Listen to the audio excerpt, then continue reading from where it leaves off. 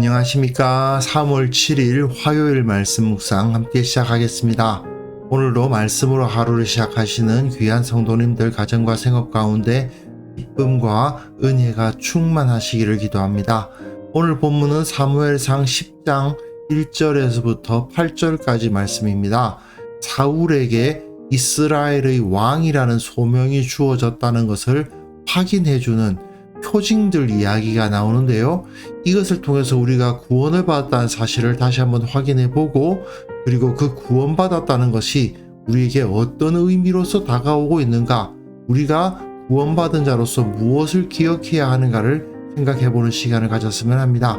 그럼 먼저 말씀을 보시겠습니다. 이에 사무엘이 기름병을 가져다가 사울의 머리에 붓고 입맞추며 이르되, 여호와께서 내게 기름을 부으사 그의 기업의 지도자로 삼지 아니하셨느냐? 내가 오늘 나를 떠나가다가 베냐민 경계 셀사에 있는 라헬의 묘실 곁에서 두 사람을 만나리니 그들이 내게 이르기를 내가 찾으러 갔던 암나기들을 찾은지라. 내 아버지가 암나기들의 염려는 놓았으나 너희로 말미암아 걱정하여 이르되 내 아들을 위하여 어찌하리요 하더라 할 것이요. 내가 거기서 더 나아가서 다볼 상수리 나무에 이르면 거기서 하나님을 배우려고 베델로 올라가는 세 사람을 만나리니 한 사람은 염소 새끼 셋을 이끌었고 한 사람은 떡 세 덩이를 가졌고 한 사람은 포도주 한 가죽 부대를 가진 자라. 그들이 내게 문안하고 떡 두 덩이를 주겠고 너는 그의 손에서 받으리라. 그 후에 내가 하나님의 산에 이르리니 그곳에는 블레셋 사람들의 영문이 있느니라. 내가 그리로 가서 그 성읍으로 들어갈 때에 선지자의 무리가 산당에서부터 비파와 소고와 저와 수금을 앞세우고 예언하며 내려오는 것을 만날 것이요. 내게는 여호와의 영이 크게 임하리니 너도 그들과 함께 예언을 하고 변하여 새 사람이 되리라. 이 징조가 내게 임하거든 너는 기회를 따라 행하라. 하나님이 너와 함께 하시느니라. 너는 나보다 앞서 길갈로 내려가라. 내가 네게로 내려가서 번제와 화목제를 드리리니 내가 네게 가서 내가 행할 것을 가르칠 때까지 7일 동안 기다리라. 네, 사울이 사무엘에 의해서 기름 부음을 받고, 그리고 그 기름 부음 받은 사람으로서 어떠한 징조가 있을 것이다. 너에게 이러한 일이 있을 것이고 이것을 통해서 네가 정말 하나님께서 너를 왕으로 세우셨다는 것을 확신할 수 있을 것이다. 이렇게 말하는 부분인 거죠. 이제 사무엘은 확실한 증거를 제시하고 있는 겁니다. 기름병을 가져다가 사울의 머리에 붓고 있어요. 어제 본문에서 사울과 함께 사환이 왔는데 그 사환은 먼저 가라고 그러고 사무엘과 사울이 둘만 남잖아요. 그 둘만 있을 때에 사무엘이 기름병을 갖고 있었는데 단순한 기름병이 아니겠죠. 관유입니다.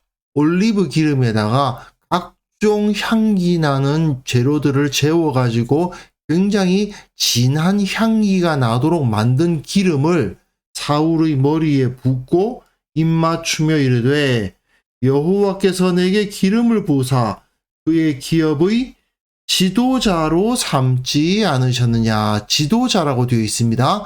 왕이 아니고 지도자라는 것은 상당히 우리에게 중요한 의미를 가집니다.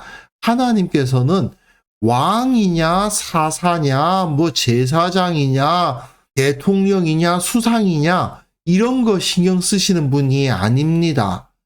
그 사람이 어떤 일을 하느냐가 중요한 거지, 그가 사람들이 보기에 무슨 이름으로 불리고 어떤 정도의 높이에 위치하는 것으로 인식되느냐, 그건 중요한 게 아니죠. 그의 기업의 지도자, 이스라엘을 이끄는 사람으로서 사울을 삼으셨다라는 것이 중요합니다. 그리고 이제 그 증거가 제시될 것인데 첫 번째 증거가 뭐냐 하면 라헬의 묘실에 가게 될 것이고, 그 라헬의 묘실에서 두 사람을 만날 것이다. 사람이 두 명인 것은 증거의 의미를 갖습니다. 2는 원래 증언이나 증거를 상징하는 숫자예요. 확실한 증거로서 네가 이런 사람을 만날 것인데, 그들이 뭐라고 말할 것이냐 하면 암나귀를 찾았다는 사실을 알려줄 것이고, 네 아버지가 암나귀에 대한 걱정은 하지 않게 되었는데 아들을 위해서 걱정을 하더라는 이야기를 전해줄 거다. 사무엘이 어떻게 앞에서 일어날 일을 알게 되겠는가? 하나님의 권세가 아니면 안 되겠죠. 지도를 한번 보시면요. 원래 사울이 집이 기브아인데 여기서 삥 돌아서 여기 이제 온 거 아닙니까? 그런데 여기서 이렇게 짧게 표시되어 있는 이 부분을 이동할 거라는 겁니다. 위로 올라가서 베냐민 접경 셀사에 있는 라헬 매장이 여기란 얘기죠. 여기서 이 두 사람을 만나서 네 아버지가 네 걱정을 한다라는 이야기를 들을 거다 이 말입니다. 자, 이 첫 번째 징표가 라헬의 묘실에서 일어났다는 것은 상당히 중요한 의미를 가집니다. 그 이스라엘의 조상 야곱이 애굽으로 들어가기 전 아내를 묻은 곳이죠. 특히 라헬은 요셉과 베냐민의 어머니 아닙니까? 요셉은 에브라임과 므낫세 지파고 베냐민 지파가 또 있죠. 그런데 이 라헬은 이 베냐민을 낳다가 죽었습니다.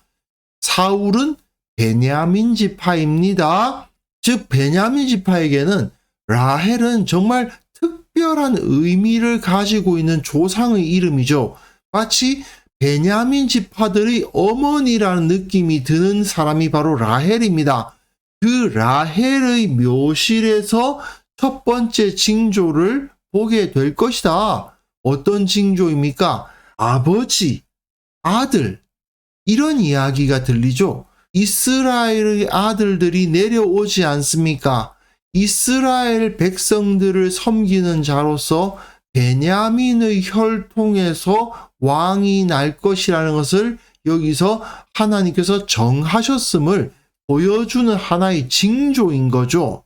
그리고 두 번째 징조가 있는데 바로 다볼 상수리 나무에 이르면 거기서라고 되겠습니다.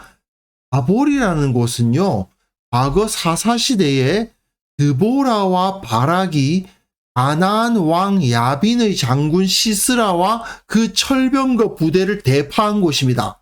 즉, 큰 승리를 얻은 자리라는 것이죠. 그런데 거기서 세 사람을 만날 겁니다. 세 사람이 뭘 하고 있느냐? 베델로 올라가고 있을 것입니다. 베델은 야곱이 하나님을 처음 만나서 돌베개를 단으로 삼아서 하나님 앞에 서원을 한 곳이요. 세겜에서 시므온과 레위가 사람들을 죽이는 사고를 일으켰을 때 그 자리를 떠나서 베델로 이동하여 하나님을 불렀던 곳이요. 또한 베델은 야곱 이전에 사실상 아브라함이 처음 가나안에 들어와서 단을 쌓은 그곳이기도 해요. 즉 이스라엘의 조상들에게 있어서 정말 중요한 그 땅, 언약의 땅이죠. 그 언약의 땅으로 올라가고 있는 세 사람이 다볼이라는 승리의 하나님께서 모든 적들을 다 쳐서 이기게 하신 승리의 땅에서 만나게 하시는 겁니다. 이 모든 것 다 하나님께서 그 땅을 이스라엘에게 주시고 그 후손을 번성케 하실 것이라는 약속을 떠올리게 하죠. 하나님께서는 철병거를 이끌고 왔던 가나안 사람들을 다 쳐서 멸하시고 그 땅을 이스라엘에게 주신 하나님이죠. 특히 여기서 3이라는 숫자가 반복되고 있습니다. 세 사람을 만날 것이고요. 염소 3마리, 떡 3덩어리 이런 표현들이 주어지고 있죠. 3이라는 숫자는 성경에서 대부분의 경우 하늘을 상징합니다. 이들이 실제로 천사들이 아니었다 하더라도 세 사람을 만났다는 것은 신적인 존재로구나 하는 생각이 들게 해요. 예를 들어서 아브라함이 쉬고 있을 때 세 사람이 아브라함에게 나타나죠. 그리고 그들 중에 한 분은 하나님이셔서 아브라함 곁에 계시고 그중 2명이 천사들이 소돔과 고모라로 가지 않습니까? 그 모습을 봐도 알 수 있듯이 3이라는 것은 신적 계시를 나타내는 하늘을 상징하는 숫자고요. 그리고 그들이 떡 2덩이를 줄 겁니다. 역시 증언, 증거, 확실함이죠. 그것을 상징해서 하늘의 뜻이 너에게 확실하게 주어졌다라는 것을 보여주고요. 또한 염소, 떡, 포도주를 가지고 있다는 것은 그 땅의 소산을 말하는 거죠. 이 이스라엘 땅에서 가장 중요한 산업은 목축, 그리고 밀농사, 그리고 포도주로 상징되는 과수농사죠. 이들이 모두 그 땅의 소산이 될 것인데 그 땅의 소산들 중에서 떡 2덩이가 그 왕이 될 사울에게 주어질 겁니다.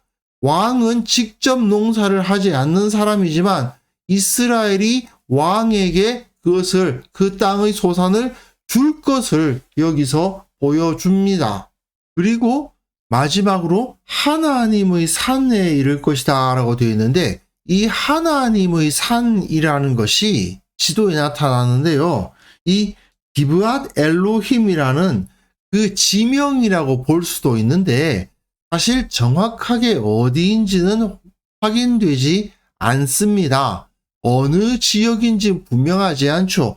보통 하나님의 산 하면 신의 산, 호렙산을 떠올리게 하지만 사실 사울이 시내산까지 갔을 리는 없는 거고요.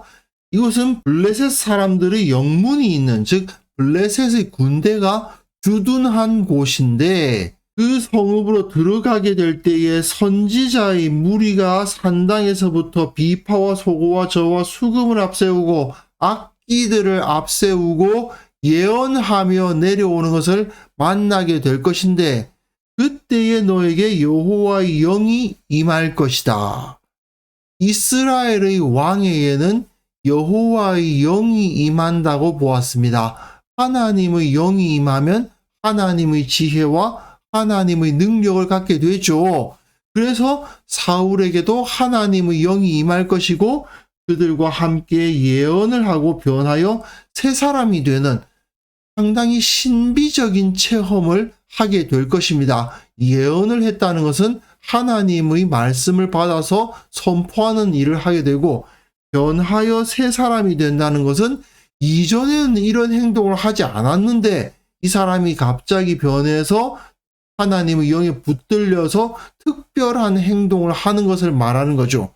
이 징조가 내게 임하거든 너는 기회를 따라 행하라. 기회를 따라 행하라 이 말은 그대로 그것을 따라서 그때그때 맞게 행하라는 말이고요. 하나님이 너와 함께 하시니 너는 그것을 확신하고 하나님께서 주시는 은혜를 따라서 행하라고 이야기를 하고 있습니다. 다만 좀 재미있는 것은요. 예언을 하고 변하여 새 사람이 되는 이런 체험은 다윗에게는 일어나지 않습니다. 다윗도 여호와의 영을 받거든요. 그런데 하나님의 영이 임했다고는 되어 있는데 다윗에게는 이런 신비적인 현상이 있었다는 기록은 없어요. 이후의 이야기를 계속 읽어 나가다 보면 사울은 굉장히 좀 종교적이에요. 종교적이고 신비적인 체험 같은 것이 상당히 중요한 존재로서 등장하는 데 비해서 다윗은 그런 게 없습니다. 우연히 어떤 일이 일어났다라고 말할 만한 것들은 있지만 신비적인 현상이 다윗에게 일어났다는 표현은 없거든요. 이런 걸 봐도 사무엘서가 지금 뭘 강조하고 있는지는 알 수 있습니다. 이런 부분도 상당히 우리가 눈여겨볼 필요가 있습니다. 그리고 8절이 좀 어려워요. 8절에서는 길갈로 내려가라고 되어 있는데 이거는 13장의 블레셋과의 전투를 앞두고 길갈에서 제사를 드리려고 사무엘을 7일 동안 기다리는데 사무엘이 안 와서 사울이 직접 자기가 제사를 드리는 그 사건을 떠올리게 하거든요. 그런데 아직 10장이란 말입니다. 11장, 12장에 여러 가지 다른 일들이 일어나요. 그런데 길갈로 내려가라는 이야기를 여기서 해서 거기서 번제와 화목제를 드린다는 이야기도 하고 그리고 7일 동안 기다리라는 이야기를 보면 분명히 13장에 있는 그 이야기를 하는 것 같은데 그런데 11장의 내용과 12장의 내용이 그 가운데 끼어 있으니 이거 좀 이상하다 그런 생각이 들기는 합니다. 이거는요 사무엘서 기자가 앞에서 이야기한 세 가지의 표징을 통해서 사울에게 분명한 하나님의 은혜가 주어졌음에도 불구하고 사울이 이후에 믿음으로 그것을 받아들이지 못하고 결국은 하나님으로부터 버림당하는 것을 미리 복선으로 깔아두기 위해서 이 8절을 써놓은 것이 아닌가 그렇게 생각이 됩니다. 분명 앞에서 우리가 보았듯이 사울에게 주어진 하나님의 은혜는 완벽한 것이었습니다. 세 가지의 증거들이 제시되면서 사울을 이스라엘의 왕으로 세웠다는 것은 의심할 수 없는 것이었어요. 하지만 사울은 그럼에도 불구하고 그 은혜를 믿음으로 받지 않음으로 말미암아 결국은 버림을 당했다 하는 것을 사무엘서는 그려주고 있죠. 자, 우리가 신앙생활을 하다 보면 하나님께서 우리들에게 여러 가지 표징을 주십니다. 그 중에 가장 확실한 것은 예수 그리스도의 십자가와 부활, 그리고 그것을 믿는 우리의 마음이죠. 사실 가만히 생각해 보십시오. 우리가 예수님을 직접 본 적이 없지 않습니까? 수천 년 전에 십자가에서 달려 죽으셨다는 그분을 우리가 봤을 리가 없죠. 그럼에도 불구하고 우리는 그 예수님을 사랑하고 그분을 따르겠다고 말하고 그분이 내 가운데 계시다고 느끼고 그 십자가를 생각할 때 감사와 감격에 휩싸입니다. 그 믿음이 있다는 것 자체가 우리가 구원받았다는 확실한 표징이죠. 하나님께서 우리의 인생을 이끌어 가신다는 증거입니다. 그리고 또한 그 외에도 각자의 삶 속에서 크고 작은 징표들이 있죠. 그것이 정말 하나님께서 주신 징표일까 싶을 때도 있지만 정말 하나님께서 그 모든 일들을 통해서 우리를 위로하시고 힘주시고 새롭게 하나님을 위해서 일어나게 하시지 않습니까? 그 모든 것을 우리는 받아 누리고 있는 거죠. 문제는 우리가 은혜를 받았냐 안 받았냐 그 생각을 하는 게 중요한 게 아니라는 거예요. 예수 그리스도의 십자가와 부활 그것을 우리가 받아들이고 믿게 되었고 예수님을 사랑한다는 것 자체가 확실한 증거입니다. 그런데 문제는 그 은혜를 받았음에도 불구하고 그것을 믿음으로 감사하며 받아들이고 그 은혜와 함께 내게 주어진 사명을 다하기 위해서 노력하지 않고 하나님께서 내게 복을 주셨나 안 주셨나 의심이나 하고 있고 그리고 하나님께서 이미 나에게 베풀어 주시는 이 모든 은혜를 가지고 내 이기적인 욕망과 편의를 추구하면서 살아가는 경우가 많다는 거 이게 문제인 거죠. 하나님께서 내게 은혜를 주셨는지 안 주셨는지를 따지는 것은 문제가 아닌 거예요. 이미 하나님께서는 우리들에게 너무나도 큰 은혜를 주셨습니다. 문제는 우리가 그 은혜에 올바로 반응하느냐 안 하느냐에 있다는 거 우리는 이 사실을 기억해야만 됩니다. 사울이 왕으로 세워진 이유가 무엇입니까? 왕으로서 떵떵거리라고? 잘 먹고 잘 살라고? 그게 아니잖아요. 이스라엘 백성들을 구원하고 그들을 하나님 앞에 거룩한 자로 세우라.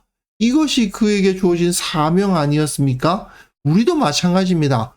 하나님께서 우리에게 영원한 생명을 주시고 하나님 나라의 약속을 주시고 그리고 때마다 시마다 보이게 보이지 않게 우리의 필요를 채워주십니다. 그 은혜가 우리에게 왜 주어졌습니까? 하나님의 나라와 그 의를 위해서 살고 각자 사명이 다르지만 하나님께서 주신 그 사명을 다하면서 살라고 그렇게 은혜를 주시는 거잖아요. 그런데 우리는 과연 그 은혜를 어떻게 사용하고 있는지 우리 자신을 돌아보아야만 될 것입니다. 그래서 이 시간 함께 기도하실 때에는요, 내가 이미 주님의 은혜로 인하여서 영광스러운 구원을 받았다는 사실을 기억하면서 확신을 갖게 하시고, 그리고 이 구원의 은혜와 함께 주어진 나의 사명을 최선을 다하여서 실천하며 살아가게 하옵소서. 함께 기도하는 시간을 가졌으면 합니다.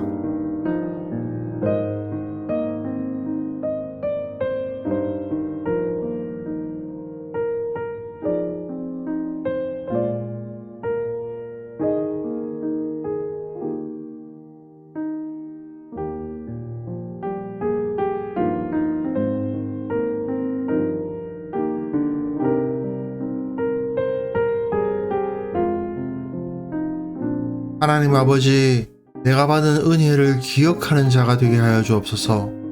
그 구원을 확신하게 하옵소서. 하나님께서 우리에게 베풀어 주신 그 영광스러운 구원을 늘 바라보며 살아가게 하여 주옵소서. 어리석은 자가 되어 의심하지 않도록 도와주시고 내게 주어진 그 영광스러운 하나님 나라의 복락을 누리며 살아갈 수 있도록 도와주시기를 원합니다. 이 복락들이 결코 나의 이기적인 편의를 채우기 위해서 존재하는 것이 아니라 하나님의 나라와 그 영광을 다른 사람들에게 끼치고 주님께 영광 돌리기 위해서 주어졌다는 사실을 기억하게 하시고 늘 섬기며 가치 있는 삶, 의미 있는 시간들을 보낼 수 있도록 주님께서 우리를 지켜 보호하여 주옵소서. 특별히 기도하옵기는 한국 교회를 불쌍히 여겨주시기를 원합니다. 각 교회를 이끄는 지도자들이 이 사울처럼 어리석지 않도록 도와주시고 저들을 깨우쳐 주시고 하나님의 법도와 지혜를 따라서 바르게 교회를 섬기게 하사 이 땅에 있는 모든 교회들이 바르게 서고 이 땅에 있는 모든 교회들이 거룩하게 되고 이것을 통해서 주님께 온전한 영광의 찬송이 될 수 있도록 주께서 은혜 위에 은혜를 부어 주옵소서. 아버지 하나님, 오늘 하루 우리가 살아갈 때에 주님의 인도하심을 체험할 수 있기를 원합니다. 정말 하나님께서 나를 사랑하시는구나. 정말 내 모든 것을 채우고 계시구나. 정말 내 한 걸음 한 걸음 일거수일투족을 인도하고 계시구나 하는 것을 체험하는 하루가 될 수 있도록 도와주시고 그것으로 인해서 기뻐하고 그것으로 인해서 감사하는 하루 보낼 수 있도록 도와주옵소서. 감사드리옵고 예수님의 이름으로 기도합니다. 아멘.